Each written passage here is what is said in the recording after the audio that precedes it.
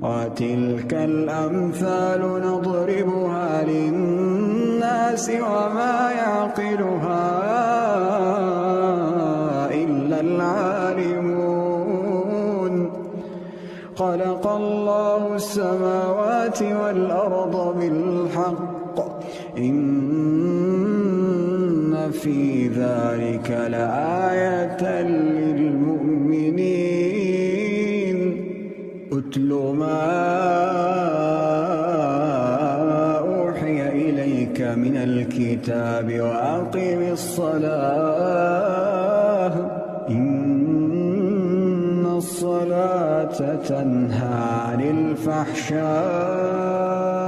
والمنكر ولذكر الله أكبر والله يعلم ما تصنعون.